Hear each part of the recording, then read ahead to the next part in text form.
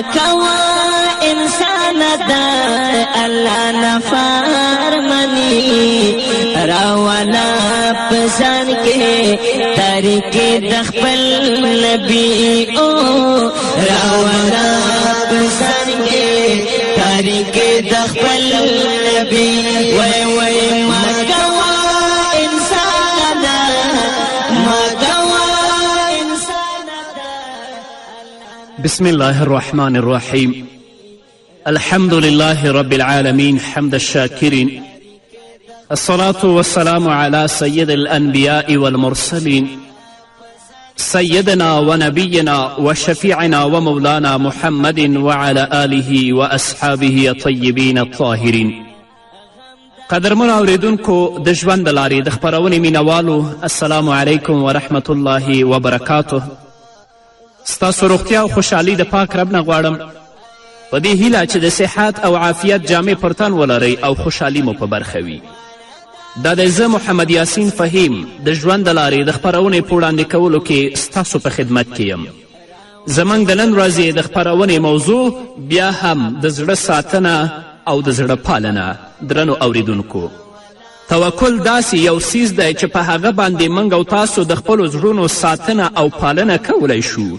په توکل سره زموږ او ستاسو رابطې له الله سره ټینګیږي او رابطې مو له شیطان سره شلیږي. تاسو اوس د محمد رسول الله صلی الله علیه وسلم توکل ته ځیر شئ. د پیغمبر علیه الصلاة والسلام د ژوند تر ټولو ښکلې شیبې وګورئ چې توکل درته ښیي. رسول الله صلی الله علیه وسلم هغه وخت په مکې مکرمه کې و چې هلته ظلم خپلې لوړې څوکۍ ته رسېدلی و. له هغه سره په څنګ کې یوازې یو نږدې ملګری و. پر مسلمانانو د کفارو ظلمونه او ستمونه تر خپل حد اوښتي ول. په یوه میاشت کې د محمد رسول الله صلی الله علیه وسلم دوه نږدې حامیان او ملاتړي وفات کیږي چې یو یې تره ابو طالب او بل یې میر خدیجة الکبرا رضی الله تعالی عنها. رسول الله صلی الله علیه وسلم په یو میاشت کې د خپل دوه ډیر نږدې او ورته ګران خپلوان له لاسه ورکوي.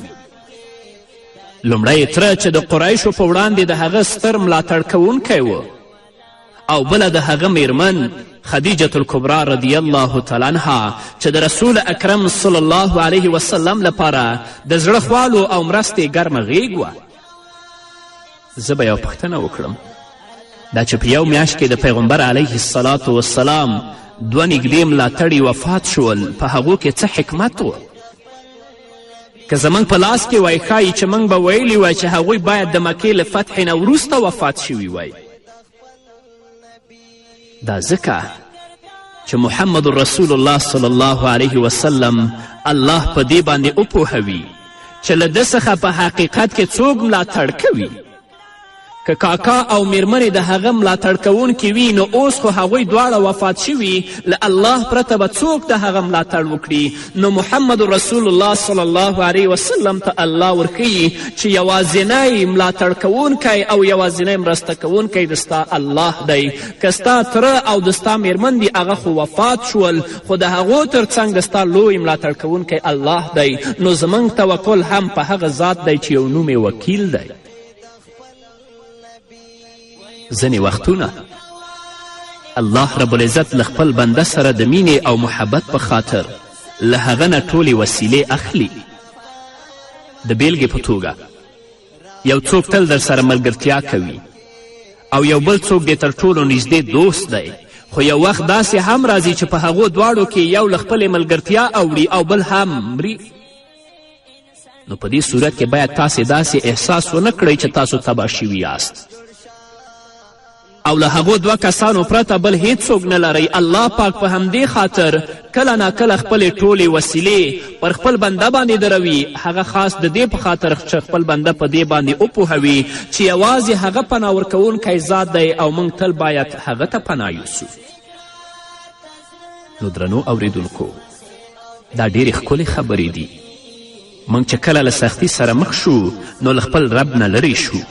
حال دا چې الله پاک به سختي د همدې لپاره په موږ زیاتې کړې وي چې هغه ته نور هم نږدې شو. موږ باید د سختیو پر مهال ووایو ای زما پروردګاره تا زما پر مخ ټولې لارې په دې خاطر بندي کړي چې زه تا ته پناه درلم ځکه یوازې ته پناه ورکوونکی نو زه تا ته پناه درلم یا الله مصیبتونه تکلیفونه او ستونزې رانه لرې کړه څه چې د ستا رضا یې په هغه باندې موږ خوښ یو. خدیجة الکبرا رضی الله تعالی عنها او ابو طالب هم وفات شول تر څو رسول الله صلی الله علیه وسلم خاص الله پاک ته پناه یوسي. نو په دې توګه ای د الله رسوله له دې پرته چې الله ته پناه یوسې له هغه نه مرسته او کومک غواړي بل هیڅ چاره نه لري.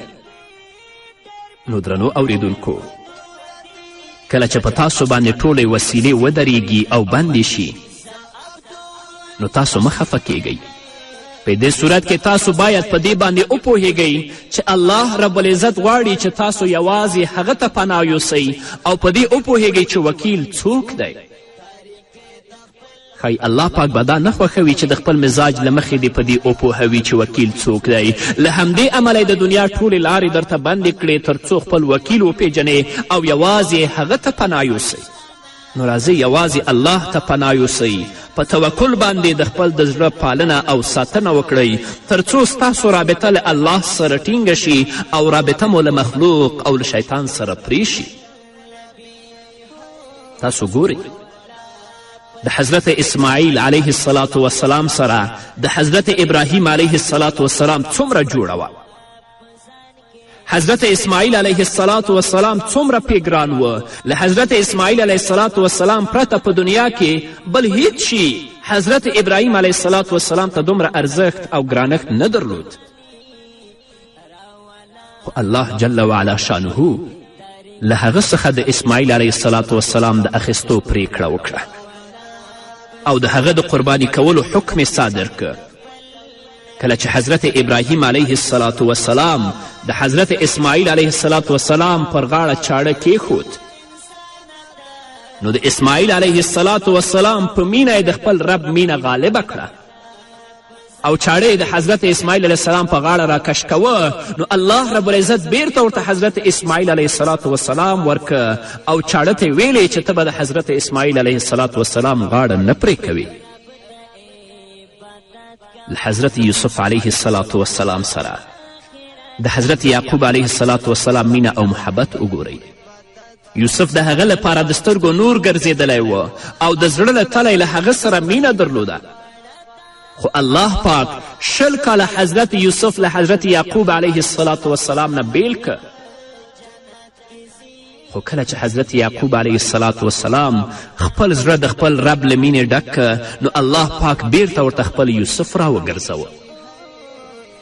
نو درنو اوریدونکو موږ غواړو هغه توکل زده کړو چې محمد رسول الله صلی الله علیه وسلم موږ ته راښودلی. وګورئ په یوه غزوه کې ټول صحابه کرام د ونو تر سوري لاندې ویده ول او رسول الله صلی الله علیه وسلم هم خپله توره په ونه کې راځړولې وه. یو کافر راغی د رسول اکرم صلی الله علیه وسلم توره راواخیسته او د هغه په غاړه کیښوده او ویلې اوس به د څوک رانه وژغوري.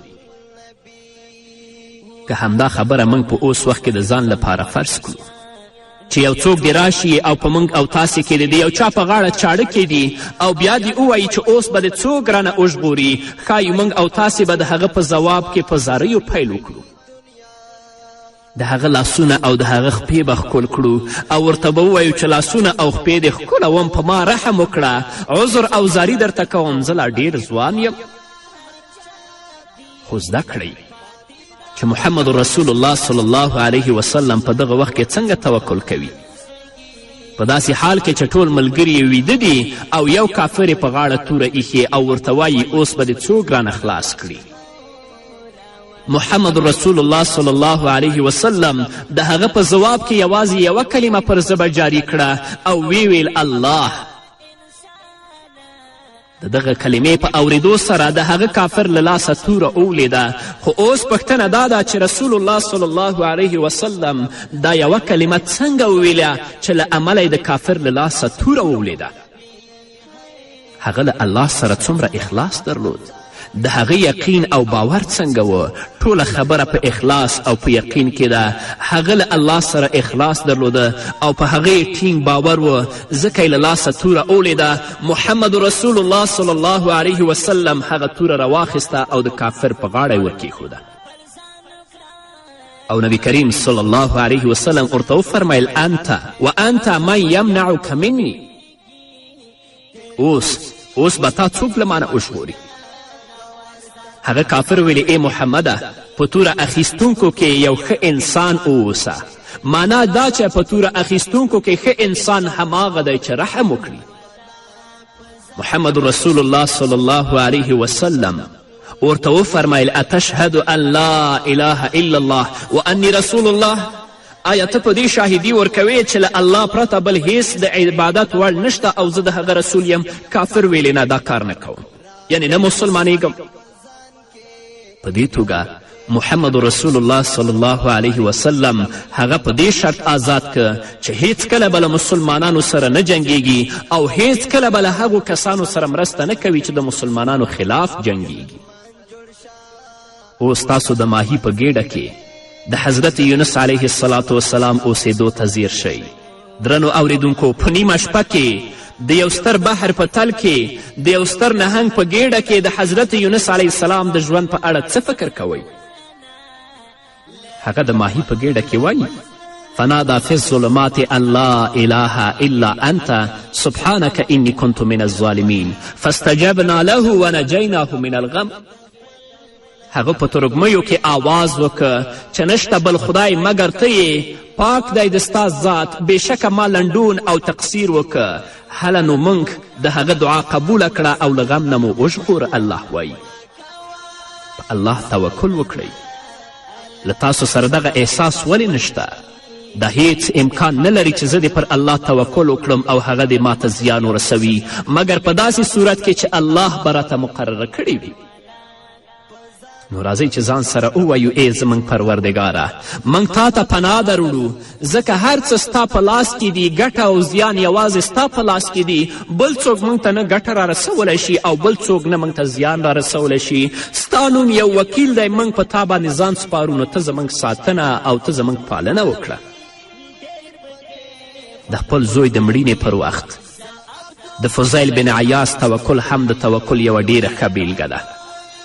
هغه 20 کاله ونه خندل، ځکه هغه یو زاهد او عابد انسان و، خو د زوی د مړینې په ورځو خلکو هغه ولید چې خاندي. نو چا ترې پوښتنه وکړه ای امامه 20 کاله کیږي چې خندلي دې نه دي، نو اوس څنګه خاندي؟ هغه په ځواب کې وویل د هغه څه په خاطر مې وخندل چې خدای خوښوي، او زه هم هغه خوښوم چې خدای غواړي هر څه چې الله غواړي زه یم غواړم، او هر څه چې الله خوښوي زه یې هم خوښوم. په دې توګه موږ ټول باید پر الله باندې د توکل له لارې هڅه وکړو چې دغه شان خبرو ته ځانونه نږدې کړو او حتی ځانونه ورسوو. نو فضیل بن عیاض وایي چې الله رب العزت زما د زوی مړینه غوښتې وه، الله دا غوښتې وه زه یم غواړم. الله رب العزت زما د زوی په مړینه باندې راضي و، نو زه هم پرې راضي یم. د یوسف علیه السلام د ژوند کیسې ته ځیر شئ چې څومره په توکل پورې تړلې نمونه ده. یوسف علیه السلام د ژوند په هره برخه کې له معکوسو پیښو سره مخ شوی دی. تاسې ښه ورته ځیر شئ یوسف علیه السلام یو له هغو ماشومانو څخه و چې په پلار باندې ډیر زیات ګران و. نو آیا دا ښه خبره ده که بده؟ له شکه پرته چې ښه خبره ده، خو د دې کار پایله څه کیږي؟ سره د دې چې هغه په پلار باندې ډیر ګران و په کوهي کې غورځول کیږي. خبره ده که بده؟ له شکه پرته چې بده. نو د هغه په ژوند کې 2 معکوس حالتونه رامنځته شول. دا چې یوسف په کوهي کې وغورځول شو له شکه پرته چې بده خبره ده، خو نتیجه یې څه شوه؟ نتیجه یې همدا شوه چې د مصر د عزیز قصر ته وړل کیږي. نو دا ښه کار وشو که بد؟ له شکه پرته چې ښه کار وشه، خو پایله څه شوه؟ نتیجه یې دا شوه چې بندي شو. نو آیا دا ښه کار وشو که بد؟ له شکه پرته چې د یوسف بندي کیدل بد کار و، خو نتیجه یې بیا څه شوه؟ په پای کې نتیجه همدا شوه چې یوسف علیه السلام د مصر عزیز شو. نو د یوسف په ژوند کې د هغه معکوس پیښې څه معنا لري؟ معنا دا چې خدای په دې توګه موږ پوهوي چې د ژوند په چارو کې به په وسیلو، سببونو، عواملو او محاسبو ډیره تکیه نه کوو، بلکې د تل لپاره باید په هغه ژوندي ذات تکیه او توکل وکړو چې تل ژوندی وي. د یوسف علیه السلام قیصه موږ او تاسې ته د توکل درس راکوي. په دې مو پوهوي چې باید پر الله باندې توکل وکړو. نو راځئ چې په خپل رب باندې توکل وکړو، ځانونه هغه ته وسپارو او په دې توکل باندې د خپلو زړونو پالنه او ساتنه وکړو تر څو مو رابطه له الله سره ټینګه شي او رابطه مو له شیطان سره وشلېږي. په همدې هیله درنو اوریدونکو نور به م واورو خو د یوې دمې نه وروسته. طریق د خپل نبی هو دا دنیا فانی دنیا ډیرا ارمنی دنیا دا دنیا فانی دنیا ډیرا ارمنی دنیا ما کوا انسان ما کوا انسان دا الله نفار منی راولا پسان کے تاریخ دخپل نبی او راولا پسان کے تاریخ دخپل نبی وی وی ما کوا انسان ما کوا انسان. درنو اوریدونکو بیا هم زموږ سلامونه او نیکې هیلې ومنئ. په پای کې دا خبره راسپړو چې توکل څنګه وي، څنګه باید توکل وکړم او څنګه له ځانه یو متوکل انسان جوړ کړم. تاسې کولی شئ د یو ډیر ساده څیز په مرسته له خپلو ځانونو څخه ښه متوکل انسانان جوړ کړئ. خو هغه به څه وي؟ لومړی له الله سره تړون، یعنی چې تل باید ووایو یا الله. دویم د الله ذکر او دعاګانې. ذکر او دعا د هرې ستونزې لپاره درمل دی او همدغه دواړه د هر مؤمن لپاره ډیرې لویې وسلې دي. نو تل دعاګانې کوئ چې الله پاک تاسو د متوکلینو په ډله کې حساب کړي او تل الله په یاد ساتئ او وروسته له هغو په خپله به پوه شئ چې یو متوکل انسان یاست. ښه غوږ شئ درنو اوریدونکو، توکل په تکرار او تمرین سره ترلاسه کیدلی شي. تاسو به د دغو خپرونو تر اوریدو وروسته په یو ځل د توکل اوج ټکي ته ونه رسیږئ، بلکې د حضرت موسی علیه السلام په څیر باید ګام په ګام وړاندې لاړ شئ.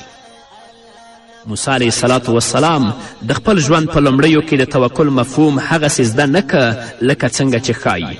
الله ورته ویلي و القي ما فی یمینک، هغه څه چې ستا په ښي لاس کې دي هغه په ځمکه وغورځوه. کله چې حضرت موسی علیه السلام خپله امسا په ځمکه باندې وغورځوله، ویلي ده چې هغه نه یو لوی ښامار جوړ شوی. نو موسی علیه السلام څه وکړل؟ والله مدبره ولم یعقب یا موسی اقبل ولا تخف. موسی علیه السلام چې خپله لکڼه ولیدله چې هغه نه لوی ښامار جوړ شوی، وتښتېده، بیرته تر شا یې هم ونه کته. نو له الله له طرفه ورته امر وشي ای موسی را وګرځه او مه ویرېږه. دا یې لومړی ځل و. دوهم ځل چې د 10,000 جادوګرانو په وړاندې ودرېد، نو جادوګران اوس موسی علیه السلام ته څه وایي؟ یا موسی اما ان تلقیه و اما ان نکونه نحن ملقی. ای موسی یا یې ته وغورځوه او یا یې موږ وغورځوو. موسی علیه السلام ورته څه وایي؟ بل القوا فاذا حبالهم وعصیهم یخیل الیه من سحرهم انها تسعى. موسی علیه السلام ورته ویلې تاسې وغورځوئ. په ناڅاپي ډول د هغوی رسیګانې او همساګانې د هغوی د کوډو په زور سره موسی علیه السلام ته ځغلیدونکې وبرېښېدلې. یعنی موسی علیه السلام ته داسې معلومه شوې چې د هغوی د رسیګانو او د هغوی د همساګانو نه ماران جوړ شوي دي. اوس ګورئ چې څه کیږي؟ فاوجس فی نفسه خیفة موسی. دا وخت موسی علیه السلام په خپل ځان کې څه نه څه د ویرې احساس وکړ. دا ځل د مخکې په نسبت لږ وویرېده، ځکه چې په لومړي ځل خبره څه نه څه آسانه وه، ځکه لکڼه په ښامار بدله شوه او هغه ترې وتښتېد. خو په دوهم ځل توکل کول څه نه کړي ول، ځکه خو د 10,000 جادوګرانو په وړاندې ودرېد. اوس موسی علیه السلام په دریم ځل وګورئ چې په بشپړه توګه یې په خدای توکل کړی، خپل ژوند یې په الله سپارلی. نو څه پیښیږي؟ د موسی علیه السلام ملګري ورته وایي انا لمدرکون، موږ به ونیول شو. د فرعون هم فرار کړی خو هغه به ونیسي. موسی علیه السلام ورته څه وایي؟ کلا ان معی ربی سیهدین. موسی علیه السلام ویلې نه داسې نه ده، زما خدای له ما سره دی، هغه به ما ته لارښوونه کوي، کله به ما هم یوازې پرېنږدي. په دې توګه حضرت موسی علیه السلام د توکل له مختلفو مرحلو څخه تیر شو. نو باید موږ او تاسو هم د توکل د مختلفو مرحلو نه تیر شو او په خپل ژوند کې توکل تمرین کړو او ځان نه پوره متوکل انسان جوړ کړو.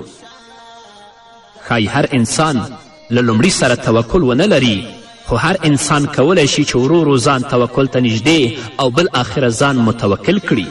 خو څنګه؟ داسې چې هغه کولی شي چې په ډیر ساده توګه تدریجي حرکت وکړي. د دې کار لپاره زما نصیحت ستاسو لپاره دا دی، تل الله په یاد ساتئ، په همدې توګه به توکل ته نږدې شئ. د همدې کار لپاره به په نتیجه کې په یو وخت داسې هم در باندې راشي چې تاسې به یو متوکل انسان اوسئ. دغه درس او د نبی کریم صلی الله علیه وسلم دغه حدیث تل په یاد ساتئ چې فرمایي تل الله یادوه چې الله رب العزت تا یاد کړي. نو چې تا الله یادوه نو الله رب العزت به تا یادوي. کله به دې الله رب العزت یوازې پرېنږدي او په ژوند کې به تا نه لوی متوکل انسان جوړ شي. تاسو ګورئ محمد رسول الله صلی الله علیه وسلم څه وایي؟ اللهم لا تکلنی لنفسی طرفة عین ولا اقل منها. ای زما پروردګاره د یو سترګک او یا له هغو نه په کمه موده کې هم ما زما خپل ځان ته مه سپاره. پورتنۍ دعا ته ښه ځیر شئ. څه وایي؟ ای خدایه د یو سترګک او یا هم له هغو نه په کمه موده کې هم ما مه پرېږده چې خپل ځان په خپله په خوځښت راولم. په یو بل حدیث کې راځي طرفة عین ولا اقل منها فانک ان تکلنی الی نفسی تکلنی الی ضعف وعوره وخطیئه وانی لا اسق الا فی رحمتک. د یو سترګک او یا د هغو نه په لږه موده کې ما مې خپل ځان ته مه سپاره، ځکه که ته ما زما خپل ځان ته پرېږدې نو ما به ناتواني عورت او ګناه ته وسپارې او زه ستا له رحمته پرته بل هیڅ شي باندې ډاډه نه یم. زما زړه هم غواړي چې د محمد رسول الله صلی الله علیه وسلم په شان توکل زده کړو. ویریږم هسې نه تر دومره خبرو او بحث وروسته څوک داسې پیدا شي چې ووایي زه خپلې ستونزې او مشکلات له مور پلار او ملګرو سره ځکه نه شریکوم چې هسې نه توکل مې خراب او له منځه ولاړ شي. ای ورونو، توکل خو د زړه کار دی او د بدن له غړو سره هیڅ رابطه نه لري. د بدن غړي یوازې له سببونو څخه کار اخلي. که د 9 نوي سببونو څخه کار واخیست او یو هم پرېښود بیا هم تا توکل نه دی کړی. په ټولو اسبابو باندې تکیه مه کوه، اسباب آماده کړه او وروسته د هغه نه ځان الله ته وسپاره. نو الله رب العزت دې زموږ اعمال په خپل دربار کې قبول و منظور وګرځوي.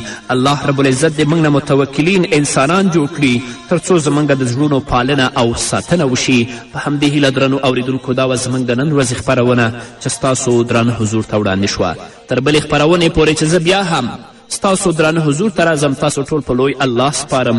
پاتې ژوندم نیکمرغه، ښاد، بریالي او کامیاب اوسئ. نبی رب ته عبادت کوه، غم د آخرت کوه. رب ته عبادت کوه، غم د آخرت کوه. غواړه تا الله نه، غواړه تا الله نه په جنت کې زندگی راولا پزان کې طریق د خپل نبی. راولا پزان کې طریق د خپل نبی. وای وای وای مکوا انسان، مکوا انسان د الله نفرمانی. راولا پزان کې طریق د خپل نبی. راولا پزان کې طریق د خپل نبی. و دا دنیا فانی دنیا ډیره ارمنی دنیا. دا دنیا فانی دنیا ډیره ارمنی دنیا. دا دنیا فانی دنیا ډیره ارمنی دنیا. دنیا وای پاتی دا هر چا دی پاتی دا هر چا دی ارمانونه پزړګي راولا پزان کې طریق د خپل نبی هو راولا پزان کې طریق د خپل نبی وای وای ما کوا انسان ما کوا انسان دا الله فرمانی راولا پزان کې طریق د خپل نبی ہے راولا پزان کې طریق د خپل نبی و فکر دا ایمان وکړه خپل ځان وکړه فکر دا ایمان وکړه خپل ځان وکړه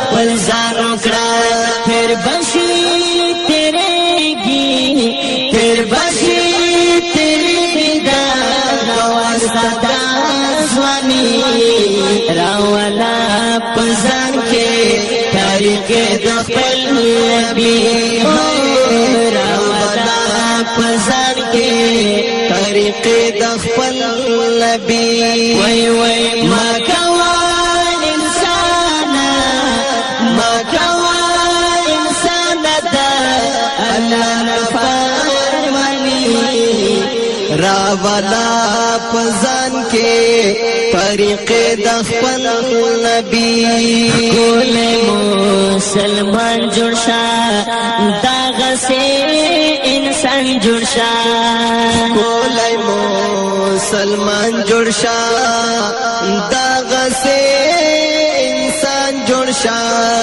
کول مسلمان جوړ شه داغه سے انسان جوړ شه